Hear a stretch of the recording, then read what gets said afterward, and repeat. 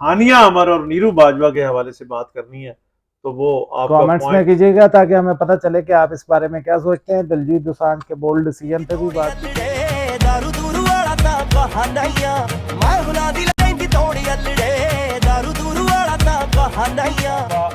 किसका बाबा ऊपर है किसका बाबा नीचे है, और इस व्लॉग में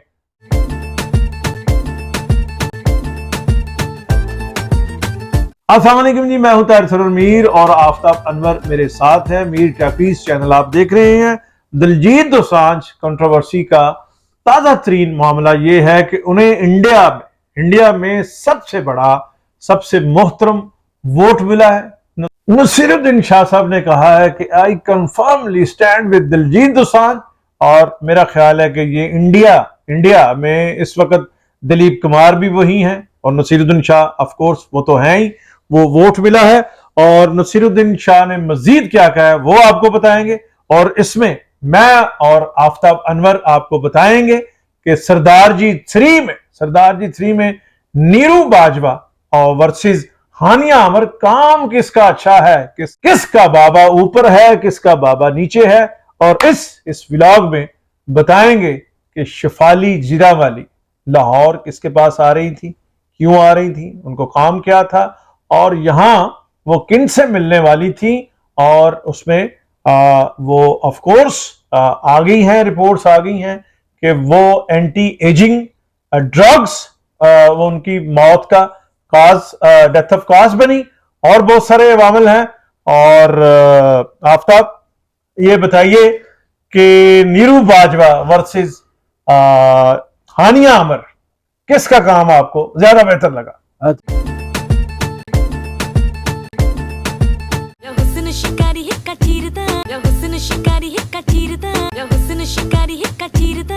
मीर साहब, औरतों के बारे में गुफ्तगू करने से पहले तो जरा मैं आपकी एक्साइटमेंट की दाद देना चाहता हूं कि जो ही आप इतने बड़े अमन पसंद हैं और पाकिस्तान इंडिया के अच्छे ताल्लुकात के इतने बड़े एडवोकेट हैं कि जो ही आपको वहां से थोड़ा सा ठंडी हवा का झोंका है तो आपकी बांछें खिल गई, आप खिलखिला उठे और वीराने में चुपके से बाहर आ गई कि अभी नसीरुद्दीन शाह की शक्ल में ऐसे लोग इस दुनिया में बल्कि इस हिंदुस्तान में मौजूद है जो पाकिस्तान के साथ अच्छे ताल्लुकात चाहते हैं और पाकिस्तान के लोगों के बारे में अच्छी राय का इजहार करते हैं। हाँ, देखिए आफ्ताब के आप बतौर जर्नलिस्ट और इंटेलेक्चुअल देखिए कि जिस समाज में, जिस मुल्क में, और इंडिया का जो सूरत हाल है, इंडिया का एक सेकुलर इमेज रहा है बहुत दहाइयों तक, और फिर एक अरसे से वहां हिंदुत्वा और ये आरएसएस और भारतीय जनता पार्टी, और ऑफ कोर्स हम ये समझते हैं कि ये सारा इंडिया की राय नहीं है, वहां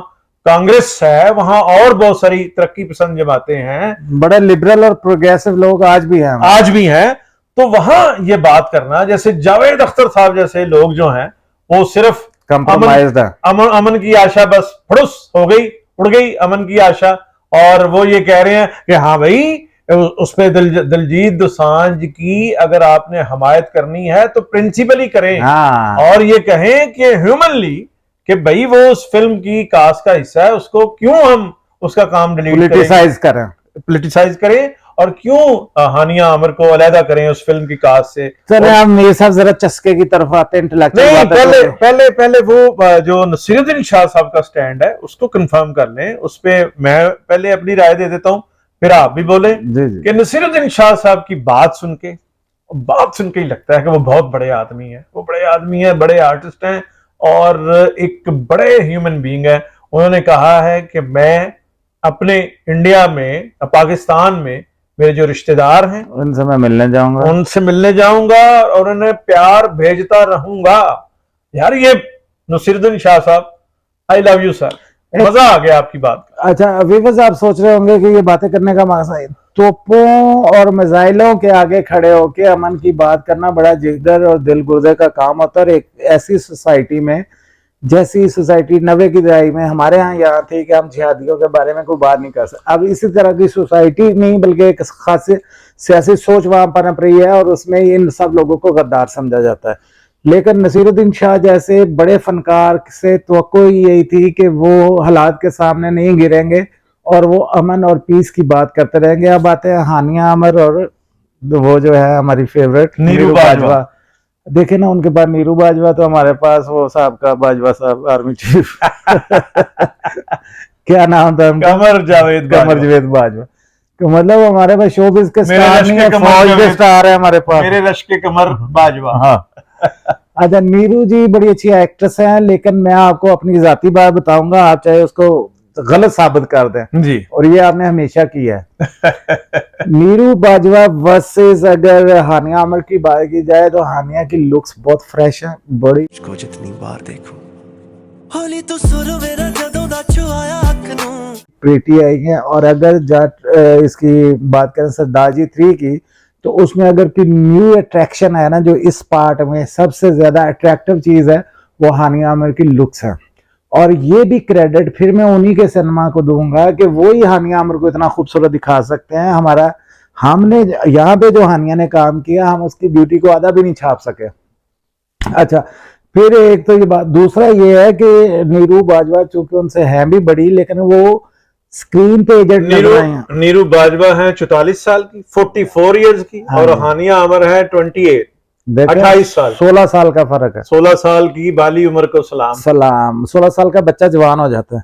जी। तो इसके बावजूद कि वो उनसे बड़ी लग रही थी, उनसे उम्र में बड़ी, उनके हाथ जो थे वो उतने फ्रेश नहीं नजर आ रहे थे, कद में भी बड़ी। कद में भी बड़ी, लेकिन इसके बावजूद के थोड़ा फर्क लग रहा था। लेकिन ये लग रहा था कि दो बड़ी खूबसूरत हिरनियां हैं जो स्कॉटलैंड या एडिनबरा के एडिनबरा केसल्स में दंदनाती हुई, उड़ाने भरती हुई वो छलांगे लगा रही हैं। अच्छा, हो गया जी। बस कर दिया आपने। हाल में औरतों की तारीफ और भी करने से वो आप कीजिएगा, लेकिन मैं आफताब अनवर की राय जो नीरू बाजवा और हानिया आमिर की एक्टिंग के हवाले से 180 पे मैं जाऊंगा, और इनकी बिल्कुल इनकी बात से डिसएग्री करूंगा।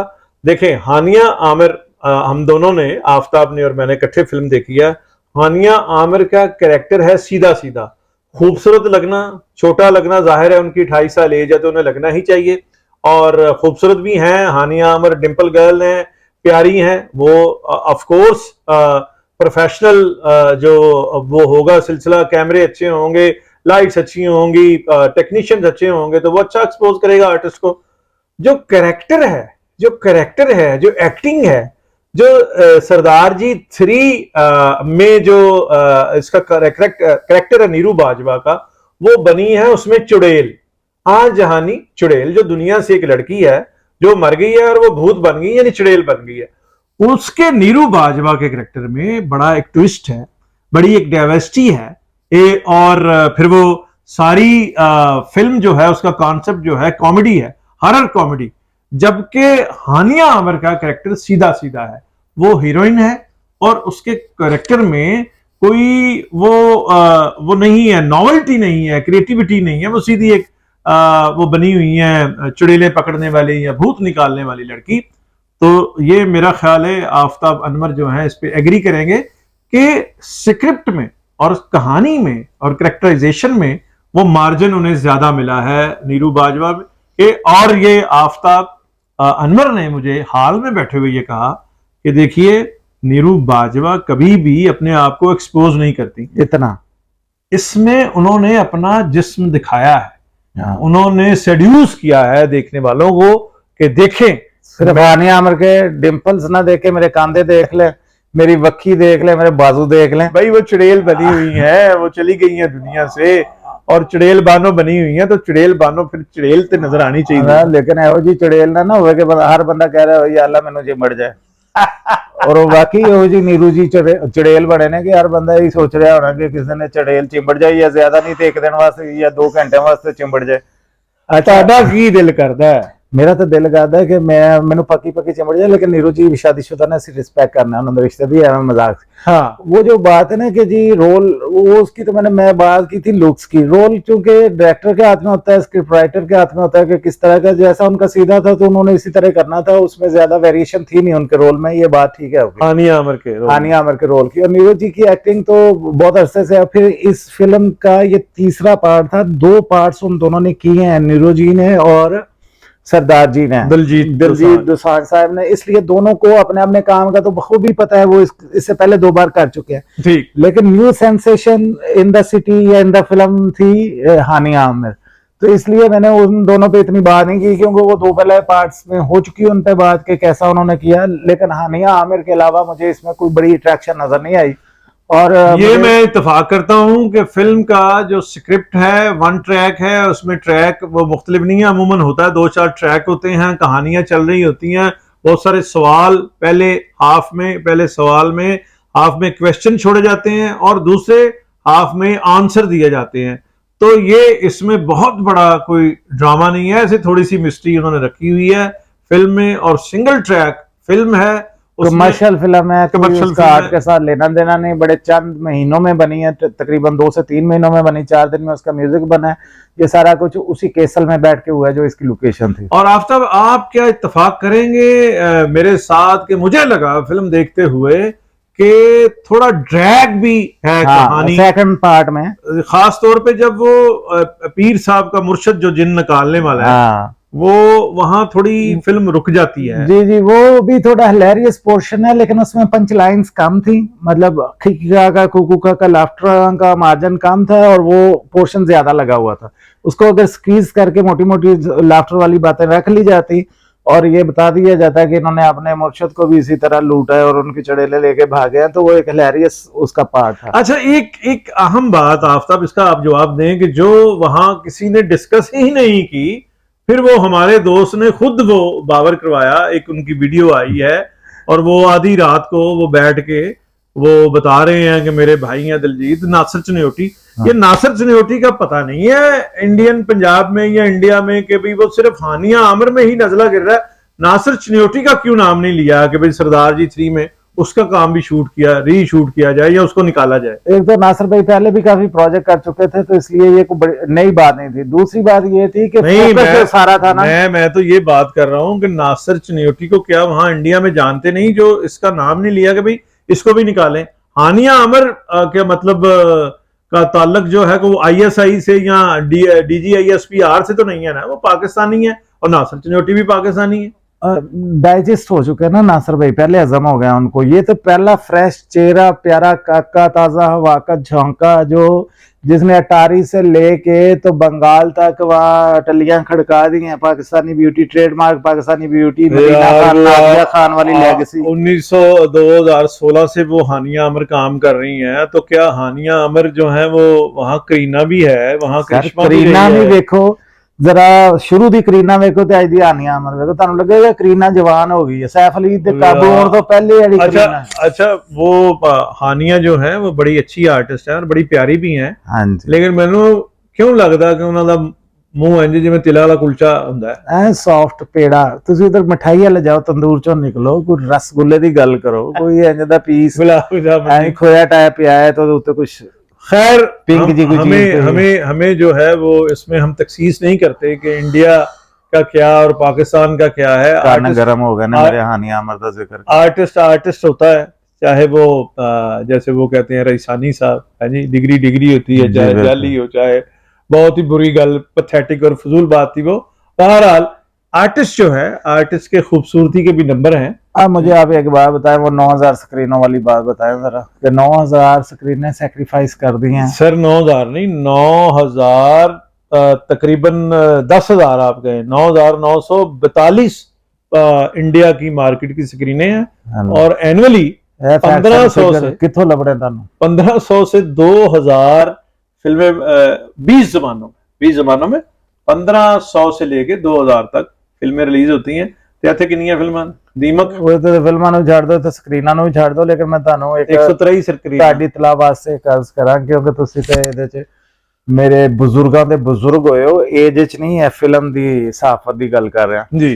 लेकिन ये है मीर साहब के ये जो आपने 9,993 स्क्रीनें बताई इनमें से पंजाबी फिल्म को वहाँ इतनी स्क्रीनें नहीं मिलती। पंजाबी सर्किट जो है वो स्टार्ट होता है अटारी से और दिल्ली तक, और फिर इधर बठिंडा से राजस्थान की तरफ से शुरू होता है हरियाणा तक। ठीक ठीक। तो ये हमारे पंजाबी भाइयों के साथ वहाँ वैसे भी ये ज्यादती की जाती है कि साउथ की फिल्में जो है वो डब होके पंजाब में लगती है, इंडियन पंजाब की बात हो रही है, जबकि पंजाबी फिल्म डब होके साउथ में नहीं जाती या बॉम्बे में नहीं जाती। या क्यों नहीं जाती, उसकी वजह यह है कि जब पंजाबी फिल्म आप देखते हैं ना तो एक खास कल्चर नजर आता है, उनकी पगड़ी की वजह से, उनकी बाकी चीजों की वजह से, तो बाकी एरियाज के लोग शायद उनको रिलेट नहीं कर पाते अपने। अच्छा, मैं आपको बताऊं कि आपकी ये इंफॉर्मेशन बिल्कुल सही है जो आपने इसका सर्कट के गिर्द भी हाशिया खींचा।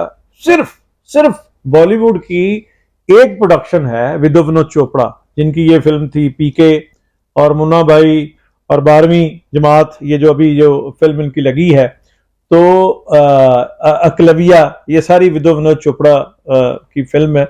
और विदो विनोद चोपड़ा वो है जिनके संजय लीला बलसाली जिनके एसोसिएट थे और फिर वो आके इंडिपेंडेंट उन्होंने काम किया। तो उनकी फिल्म बॉलीवुड से उधर साउथ में जाती है डब हो के। सिर्फ एक प्रोड्यूसर डायरेक्टर और एक इंस्टीट्यूट है, वो बाकी किसी की जो है इंडिया से, वहां से फिल्में इधर ही आती हैं। ये बिल्कुल आपने सही कहा। और बाकी ये जो सिलसिला है ना दिलजीत दोसांझ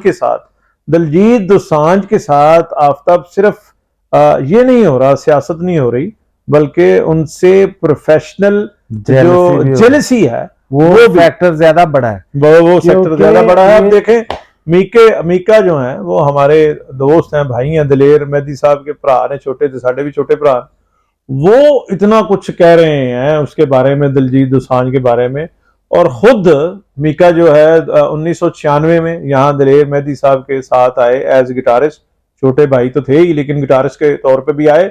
और फिर उसके बाद एक लंबा अरसा जब सावन में लग गई आग, एक वीडियो थी जिसमें गुलशन ग्रोवर और ये वो लोग भी थे इनके एक्टिंग में, तो इन्होंने रखा और कहा कि भाईजान भाजी लाहौर बहा दो, पैसे को नहीं मुफ्त दहा दो, ठीक है जी। और जब मुझे मीका ने ये कहा, इसरार किया कि लाहौर उन्होंने एज इंडिपेंडेंट सिंगर आए, तो मैंने मुबशर लुकमान अपने जो हमारे दोस्त हैं उनसे बात की और उन्होंने कहा कि देखें फिर क्या ये बात बनती है। उन्होंने कहा कि मीका सिर्फ एक शो लाहौर में एक शो हैवी नहीं कर सकता, पुल नहीं करेगा, हम साथ में डालते हैं शिफाली को जी, कांटा लगा गर्ल। तो मैंने मुबशर साहब से कहा कि वो मेरा तो उनसे कोई ताल्लुक नहीं है, तो उन्होंने कहा कि मेरा राब्ता है। मुबशर लुकमान साहब ने कहा कि शिवाली से मेरा राब्ता है, मैं उससे बात करता हूं। उसके बाद ये हुआ कि मीका बुक थे, हमने एक प्रोड्यूसर साथ ऐड किया, एजाज बाजवा साहब जो मशहूर प्रोड्यूसर हैं, रीमा की फिल्म भी उन्होंने प्रोड्यूस की थी, ड्रामे बहुत सारे प्रोड्यूस किए, मेरे तो वो भाई हैं गुजरांवाला से। उनसे 20 लाख रुपया हमने यहाँ ये जो रॉयल पॉम है इसके लिए एडवांस वहां बुकिंग के तौर पे जमा करवाया एजाज बाजवा साहब से बारो करके।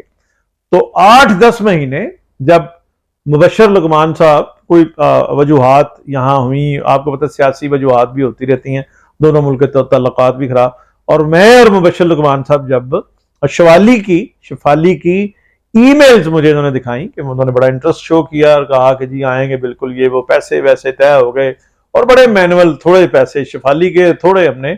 मीका तो कह रहे थे कि मुफ्त बुलाएं, कम्प्लीमेंट्री, लेकिन जाहिर है उन्हें भी पैसे हमने देने थे, वो इंटरनेशनल उस वक्त स्टार बन चुके थे, हिट हो चुके थे। तो शिफाली जो है वो आते आते लाहौर में रह गए। और शिफाली की जाने की बात हम उस पे टर्न पे करेंगे इस व्लॉग में। उससे पहले हम ये बात करते हैं कि ताज़ा तरीन सूरत हाल क्या है, कि क्या इंडिया में कुछ स्पेस मिल रही है, क्योंकि नसीरुद्दीन शाह, जावेद अख्तर, जस्सी और बहुत सारे अहम लोगों ने दिलजीत दोसांझ के साथ स्टैंड किया है और पाकिस्तान के लोगों, पाकिस्तान की गवर्नमेंट ने दिल बड़ा किया है। और जिस तरह से हानिया आमिर एक्सेप्टेबल नहीं है अगर इंडिया में, तो यहाँ दिलजीत दोसांझ भी एक्सेप्टेबल नहीं। वो केड़े कोई इत्थे कोई मियां चन्नू दे ने या रावलपिंडी दे ने, दिलजीत दोसांझ इंडियन है, Indian artist, Indian international artist है, तो यहाँ भी इस मार्केट में उन्हें प्यार करते हैं।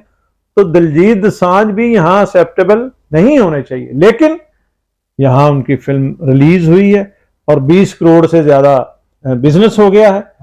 और रात को 2 बजे मीर साहब हमें लेके गए हैं उस फिल्म को देखने के लिए, 4:30 बजे खत्म हुई है, हॉल भरा पड़ा था फैमिलियों के साथ। और जो मम्मी डैडी क्राउड था वो ज्यादा था और हम जैसे थर्ड गिल कम थे उसमें।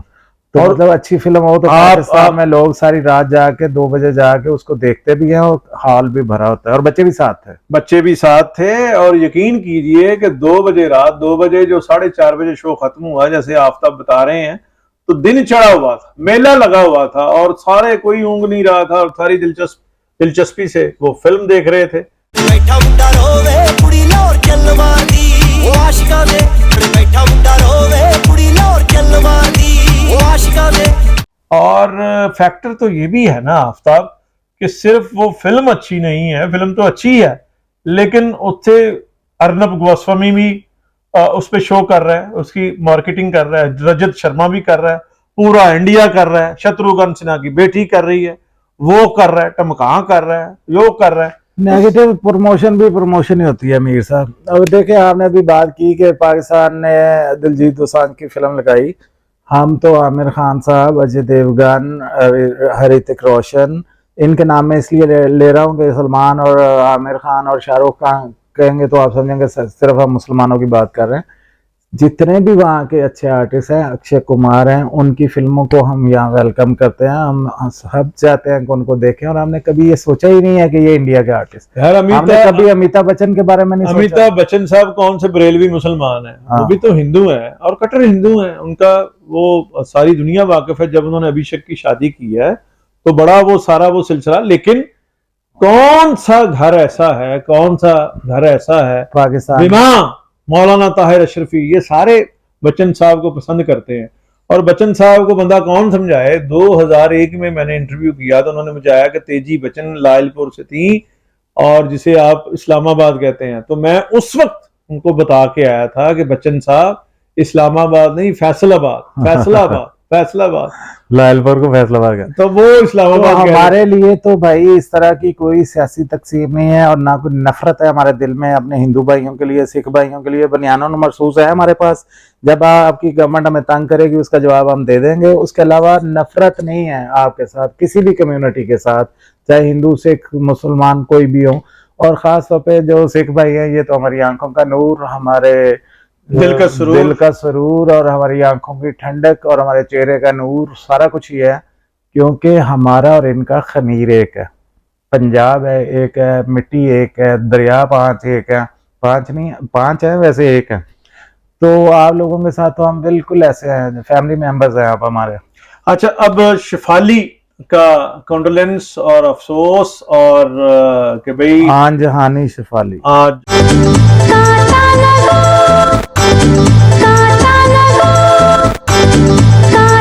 जवान वो रूह थी, आर्टिस्ट थी, वो चली गई।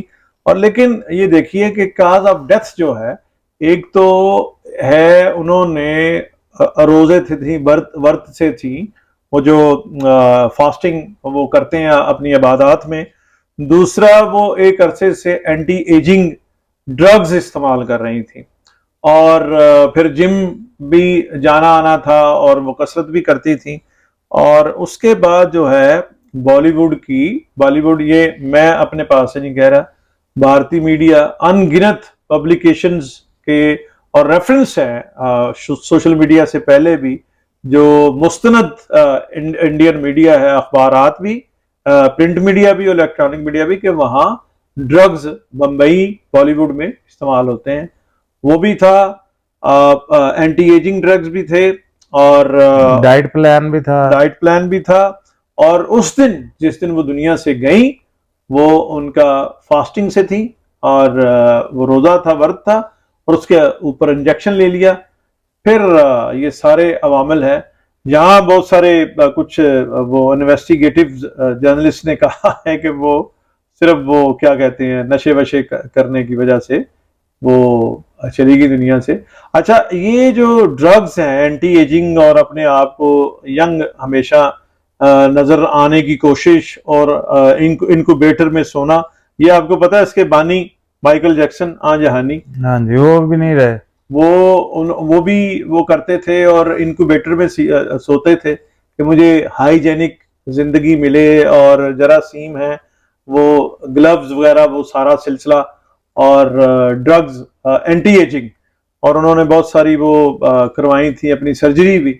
तो इससे जो मसनूई और आर्टिफिशियल तरीके हैं, जब आप अपने हार्मोन्स के साथ छेड़छाड़ करते हैं ना, तो वो जरूरी नहीं होता कि आपके हार्मोन्स के साथ छेड़छाड़ हमेशा मुस्बत तरफ लेके जाए, आपको वो किसी तरफ भी लेके जा सकती है। आप पाकिस्तान में बहुत सारी औरतें बोटॉक्स करवाती हैं, सर्जरी एक आम सी बात हो गई है, प्लास्टिक सर्जरी की बात कर रहा हूँ। बहुत सारी अपने डिम्पल्स यहाँ बनवाती हैं वो धागे से, और बहुत कुछ हो रहा है, कोई पैर ठीक करा रहा है, कोई मुंह ठीक करा रहा है, कोई होंठ वड्डे कराई जा रहे हैं, और इसमें बहुत सारे लोगों का हुस्न खराब भी हुआ है, जैसे मिशी खान और जैसे सादिया इमाम। जब उन्होंने बोटॉक्स करवाया है तो उसके बाद जो उनका पहला एक क्लासिक हुस्न था जो पाकिस्तान में मशहूर था, वो उनकी शख्सियत वैसी नहीं रही, इसलिए उनका वो मिशी खान जो शोहरत है, भी वैसी नहीं रही। मिशी खान की एज भी तो मेरे जितनी है ना, मिशी खान छोटी तो नहीं, नहीं तो आप इस एज में भी तो ग्रेसफुल है ना। छोटा बड़ा होना या एज कम होना ज्यादा होना मतलब एक कट्स हैं जो जिसकी वजह से आप मशहूर है, वो कट्स ही बदल गया तो शोहरत किस बात की। यार ये देखिए कि यहाँ मैं अब नाम नहीं लूंगा मैं, क्योंकि वुमेन राइट्स का लंबरदार भी अपने आप को समझता हूँ।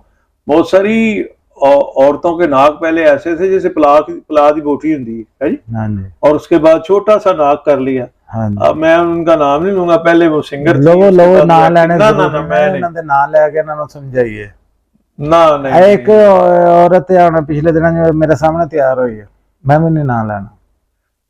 आप ये बताओ कि तुम्हारे हुस्न का राज क्या है? मेरे हुस्न दा राज है कट्टा मिट्टी बेशुमार, मोटरसाइकिल थे खजल खराब, सुबह तो लाके शाम तक। चले इस व्लॉग में अगर कोई हानिया अमर और नीरू बाजवा के हवाले से बात करनी है तो वो आपका कमेंट्स में कीजिएगा ताकि हमें पता चले कि आप इस बारे में क्या सोचते हैं। दिलजीत दोसांझ के बोल्ड डिसीजन पे भी बात कीजिएगा, और फिर इस प्रोडक्शन टीम के उस हौसले पे भी बात कीजिएगा कि इतने बड़े प्रेशर के बावजूद उन्होंने पाकिस्तान समेत पूरी दुनिया में फिल्म रिलीज कर दी और इंडिया की मार्केट को सेक्रीफाइस कर दिया। इतने बड़े बोल्ड जो पैसों वाले डिसीजन होते हैं, कमर्शियल डिसीजन, वो कम दिल गुर्दे वाले लोग ही लेते हैं, और ये बहुत दिल गुर्दे की बात है। बिल्कुल सही है। और ये जरूर कमेंट में बताइएगा कि नीरू बाजवा को आप कितने नंबर देते हैं आउट ऑफ 10, और हानिया आमिर को आउट ऑफ 10 आप कितने नंबर देते हैं। और ये भी बताइएगा कि हानिया आमिर का नंबर कौन देता है, पर कौन देता है, मुझे चाहिए। और मीर टाकीज चैनल को सब्सक्राइब भी कीजिएगा, और ताकि और बेल कौन सी दबानी है, बेल वो जो जिस आइकॉन दबाने हैं ताकि बेल आइकॉन नोटिफिकेशन को प्रेस कर दे ताकि इसके सारे नोटिफिकेशन आपको आ सके। आपको आते रहें।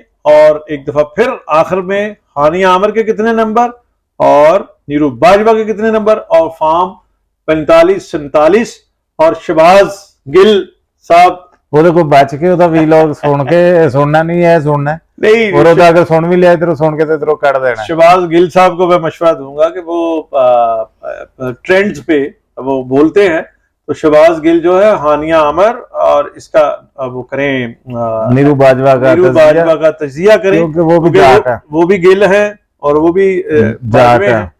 तो और शहबाज गिल साहब को तो उनके हाथ भी लगे हुए हैं, किसके? ये जो हमारे पहले बाजवा साहब थे, नहीं वो, हाँ वो इन्होंने तो बाजवा के हाथ भी लगे हुए जे। बाजवे ਨੂੰ ਬਾਜਵਾ ਲੜੇ ਤੇ ਵਿਸ ਕਿਨੂੰ ਚੜੇ। हाँ, थैंक